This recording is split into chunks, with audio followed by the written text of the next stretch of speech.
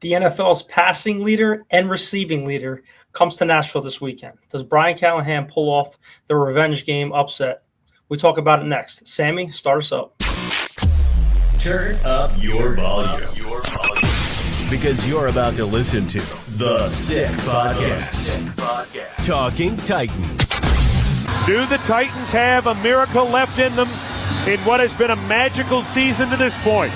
Going to be fielded by Lorenzo Neal at the 25. Pitches it back to Wycheck.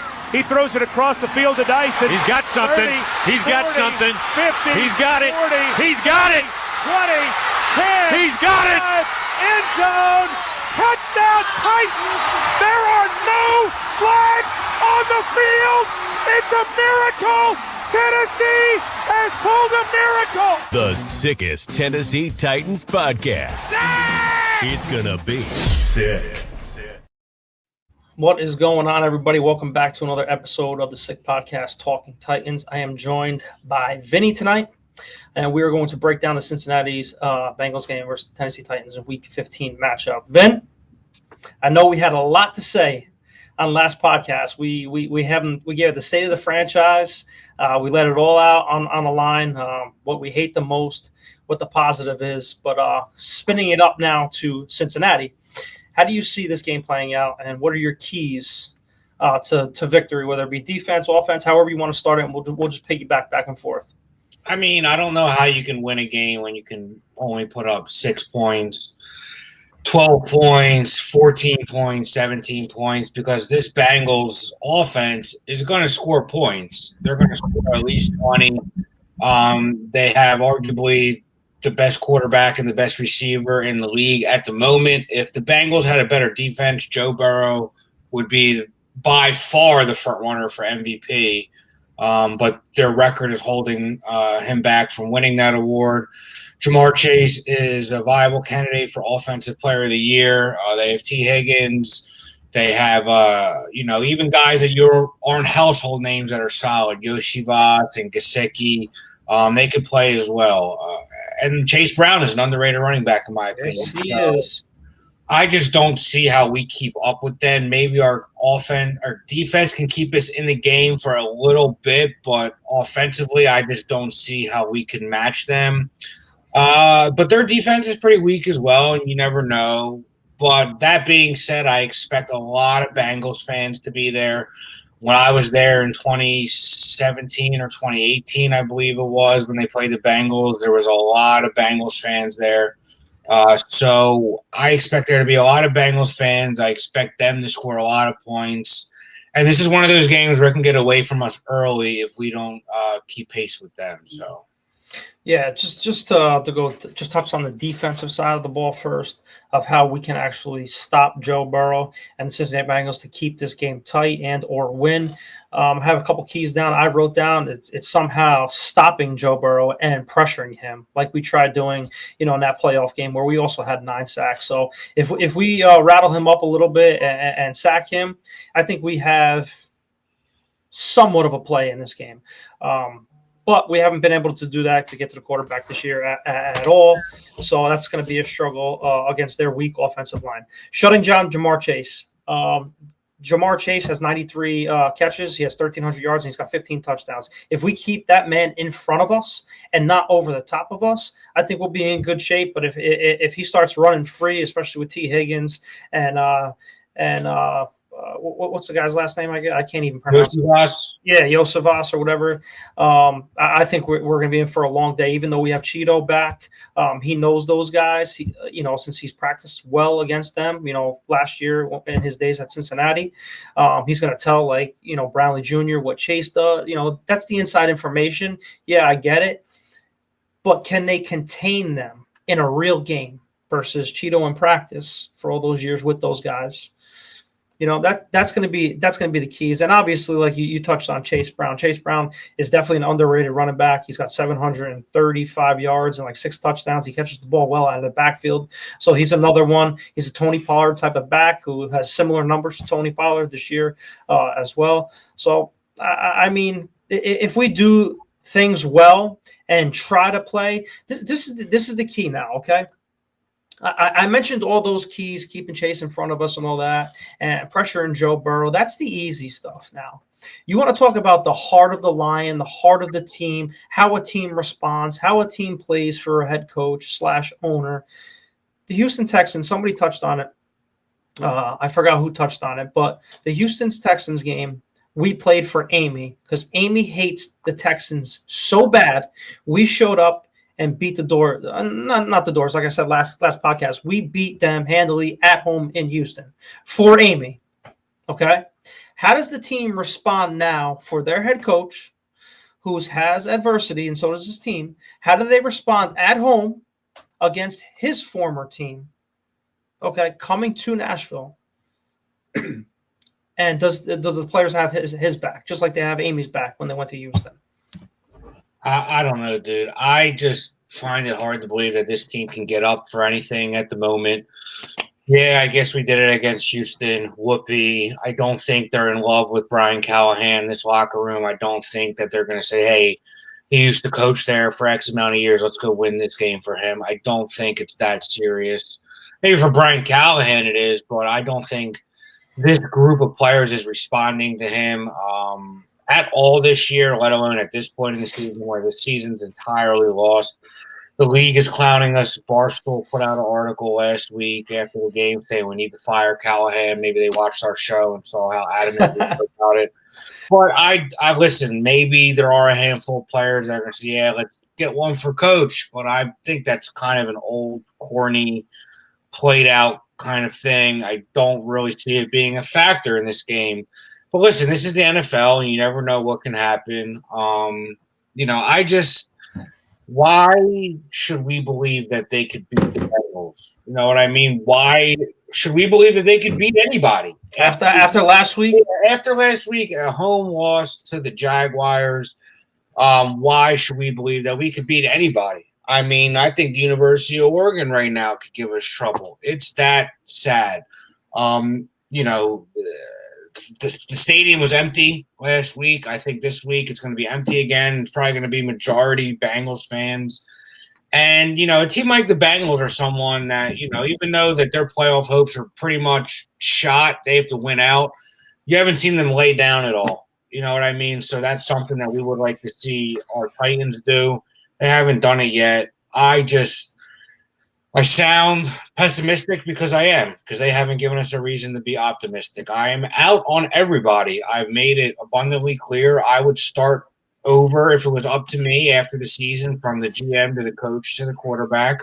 I don't think you could bring everyone back and expect things to be different in a year.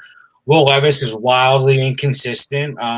He might have re-injured his shoulder last week too, so who knows how healthy he's going to be. I mean, our keys to victory is just I would run the ball a million times and kill the clock and try to keep that offense off the field so they can't get in a rhythm. I mean, what else would your strategy be? You know what I mean? But who knows what their game plan is going to be. It's unpredictable. You don't know what they're going to do. And I just don't think that we could win this game unless a few things go our way. Yeah, no doubt, especially with Joe Burrow, with the news, what happened with him the other day. If you guys didn't see, Joe Burrow's house got broken into Monday night when he was in Dallas. He's going to have maybe a little chip on his shoulder, getting pissed off, he's on a public eye. He said, who knows, man? Maybe guys get up even more for those games. Those guys are going to get up, especially with Zach Taylor, wanting to show up, Brian Callahan, in Nashville. And since they've owned us for the last couple of times with Joe Burrow, I don't see it changing. But keys to victory on offense, so a positive thing for us is, like you said, running the ball. Cincinnati's defense gives up 130 yards per game on the ground, and they give up 12 rushing touchdowns to opposing running backs. So that is definitely in our favor with Tony Pollard and Tajay Spears, if they can get the run game going and if the offensive line can actually block and protect Will Levis.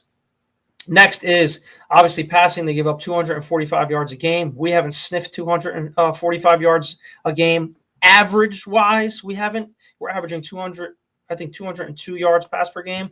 So if Will Levis can actually sling the ball and get a wide receiver open, whether it be NWI or Calvin Ridley or Chig or Josh Wiley, the Cincinnati defense and secondary is giving up the seventh most touchdowns to wide receivers in 14. So if we can get any rhythm going with the play action and the run, because the run sets up the play action, Cincinnati's defense has some holes in it that we can expose if we want to win this game. But, there's a lot of things going on. People saying it's going to be a blowout. The line currently on DraftKings right now is +5 for the Titans. I think it was at +5.5 at the beginning of the week, right? Last show it was. I'm not sure, to be honest. Something like that. So, I mean, I kind of see this being like a Cowboys game, to be honest with you, where it was 27-20 down to the wire, and Chase gets free, and my prediction's coming, very shortly after yours here, but my prediction may seem like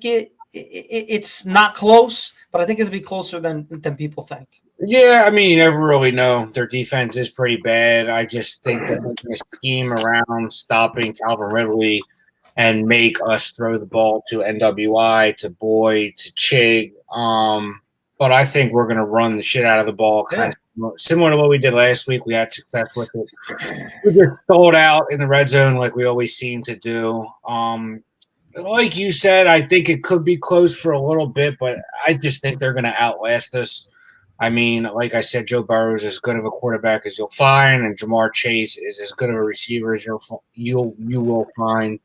And there's no home field advantage in Nashville. It's sad to say, but it's the truth. And you can call me a pessimist, whatever you want, but there's really nothing in our stadium that's going to cause the other team to be scared. So I think they beat us, and I don't really think it's going to be that close. Maybe we get a backdoor cover at the end. I don't know, but I see them beating us by double digits, because if they win out, they have a realistic chance, especially because they play Denver in another week or two. So if Denver and Indy play each other this week, someone's got to lose. Cincinnati's schedule is not crazy tough to end the year. They play us.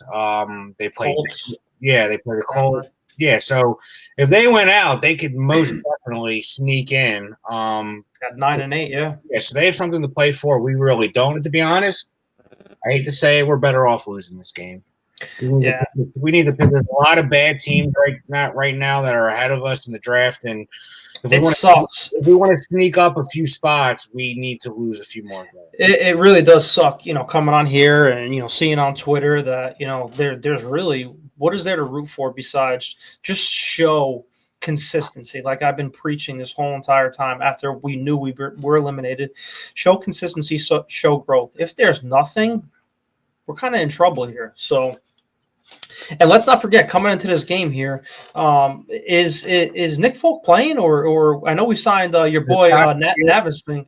Yeah, we signed him to our practice. I don't know if Nick Folk is going to play or not. It's sad to say he's probably one of the best players on our team this year. He's missed 2 kicks the last 2 years combined. That's insane. Yep. So I don't know, but that's another thing. If he don't play, how confident are you in this other kid who flamed out in Green Bay real fast? We might need a good kicker because we can't seem to score touchdowns. Nick Folk has been one of our better offensive weapons. So as crazy as it sounds to be sad about your kicker being out, he's one of the better kickers in the league, and we need him. So I'm not sure if he's going to play or not, but either way, I just don't see us winning this game. You never know with the NFL. But I don't see it. Speaking of winning the games, I know now we're diving into our picks here. So before we get into our picks, why don't you read our sponsor over here? DraftKings. The NFL season is rolling along, and the contenders are separating from the pack. The one thing that hasn't changed this season, DraftKings Sportsbook, an official sportsbook partner of the NFL. It's the new number one place to bet touchdowns. We don't care how they get them. We want to bet on touchdowns, and DraftKings is the best place to do it. Here's a reason for new customers to do a touchdown dance of their own. Bet $5 to get $150 in bonus bets if your bet wins. Score big with the DraftKings Sportsbook, number one place to bet touchdowns. Download the DraftKings Sportsbook app and use the code SICKSPORTS. That's code SICKSPORTS for new customers to get $150 in bonus bets if your bet wins when you bet just $5. Only on DraftKings. The crown is yours. Gambling problem? Call 1-800-GAMBLER. In New York, call 877-8-HOPE-NY or text HOPE-NY 467-369. In Connecticut, help is available for problem gambling. Call 888-789-7777 or visit ccpg.org. Please play responsibly. On behalf of Boot Hill Casino and Resort in Kansas, 21 and over. Age and eligibility varies by jurisdiction. Void in Ontario. Bet must win to receive reward. Bonus bets expire 168 hours after issuance. For additional terms and responsible gaming resources, see dkng.co/ftball. All right, getting to our picks over here, our sick picks. I'm going to start things off over here. I am going to take the Lions -2.5 at home against the Bills. The Bills are coming off a horrible loss to the Rams, and now they're coming to Detroit with a smoking hot Detroit Lions team. And I just see Detroit winning this game by a field goal, if not by 7 points. So I'm taking the Lions -2.5 at home. Also taking another home favorite, which is the Denver Broncos at -5.5 versus the Colts. Denver is playing for playoff hopes, like you said. And Bo Nix is playing at a very high level for a rookie, and their defense seems to be clicking. So I am taking Bo Nix over the Colts at -4.5. And obviously, here's another one. This is one in your backyard. The Steelers are traveling to Philly. I am taking the Steelers +5.5. There's a lot of turmoil going on in that locker room with A.J. Brown and Jalen Hurts. The Steelers are playing well, and I do see the Steelers covering that 5.5 in Philly. And that parlay, that 3-team parlay is +584. So you want to sprinkle some money? I don't think they've – that's all stat. They're 0-10 in their last 10 trips to Philly. So Pittsburgh doesn't have much success there, but you never know. They got to cover it. That's it. Yeah, that's true. That's true. I am taking the LA Rams, who are playing right now, +2.5. Depends on you bet it. Fluctuated between 2.5 and 3.5, but I'll say we got it at 2.5. Right now they're down 3-0. I like the Miami Dolphins +3 against the Houston Texans. I think they win that game outright. I think they're playing for something right now just as much as the Bengals are. They're not out of it yet. They could very easily get a playoff spot if they win out. So I like the Dolphins to cover, and I think they can win that game outright. And then I'm going to actually go opposite of you. I'm going to take the Colts +4.5 against Denver. Denver is a good team. They're playing above expectations for the whole year, really, and I just think they're due for a loss. Indy is, I believe, coming off a bye, as is Denver. But I just think 4.5 points is a lot. I think it's going to be a field goal game. And, Indy's well coached. Shane Slaken's a good offensive line. You can say what you want about Anthony Richardson or whoever's playing quarterback for them. But just ask Eagles fans how much they miss Shane Slaken. So I think he's a good head coach. And I think they could win this game outright. But if they don't, I see them covering. So those are my sick picks. And for the Titans, I see us losing a lot to a little. I'm gonna say 30-14. It is a double-digit loss for our boys. Yes, I said somewhat similar before when we were talking about the keys to the victory. I said this game is going to be somewhat close, kind of like the Dallas game, but I'm going Cincy 24, Titans 13. I just think it's just too much. I think it's too much offense. We're going to keep it close with the defense because our defense is still going to keep us in the games. It's just I just don't think we're scoring as much. I mean, their defense has holes. Can Will Levis and the run game, expose them with Brian Callahan? Do they get up for the game? I don't know. But last time me and you picked against them, and I think it was just me and you on the show at the time. Last time we picked against them was Miami in a big game, and they beat Miami. I don't see it happening this weekend. No. I mean, listen, I always say the NFL is crazy. You never know what could happen. It's any given Sunday. That ball is shaped goofy. Sometimes it bounces your way. Sometimes it doesn't. And you're always one injury away from being relevant or irrelevant. With that being said, I just think this team has lost all hope for the season. I don't think they're responding to Brian Callahan. I think the front office is just completely lost as well. And I don't think what we even want to do as a franchise, So We have no identity at all. Yeah. And I think that it'll show on Sunday. Yeah. Speaking of the ball bouncing the right way, for you tomorrow, you are going to be a father for the first time. I'm a father of 3. Vin's going to be a father tomorrow. This is going to be, you guys are going to be seeing this tomorrow, meaning December 13th. Your daughter is going to have a significant thing to me because I was born on the 13th. So 13th is the 13th is a good number. Could be Friday the 13th. Yes. It's going to be. We're not going until night, so we'll see. It depends how quickly she wants to get out of Dodge. You know, my wife says she's evicted her. She's tired of being pregnant. So 13th, 14th, 15th, as long as she's healthy, she comes when she comes. Exactly. Everybody wish Vinny and his wife well in the comments. Comment girl dad for Vin to support Vinny. I'm being a father. And hopefully she's going to be a Titans fan. I know she's going to be a Titans fan because I hope not, man. The onesie was bought in Nashville. It was secured, so she's going to join this miserable family with us. So whether she likes it or not, she's definitely not going to be an Eagles fan because we need more Titan fans. So she's in the family just like Jace and Logan. I can't do anything about Luke being a Giants fan, but it is what it is. You got anything else today? That's it, man. Appreciate the shout out for the wife, the daughter, everybody. She can pick whatever team she wants, and hopefully it's not the Titans or the Eagles. You know? The world doesn't need another Eagles fan, and why would I want to subject her to the misery of being a Titans fan? But well, you could be miserable at home with her watching the game, or maybe she gives good luck. I don't know. Yeah, who knows? I mean, listen. Sometimes you're happily miserable like me. You know? Yeah, exactly. But no, I appreciate it. And, I'll keep everyone updated and I'll get the little bugger on here in a couple weeks when she can hold her head up. But that's all I got for tonight. And, I will probably be out for a little bit after the baby's born, but I will be back, of course. And, prayers to our boy Sal. He's not feeling well. Hopefully he gets himself right so you can have someone to talk shit with after we get our ass kicked on Sunday. That being said, stay safe, everyone. If you're in the state of New Jersey, keep your head. Yeah, what's going on? Head on a swivel. I don't know, man. There's drones. I don't know who it is. It ain't me. But that's all I got for you. Sammy, send us out.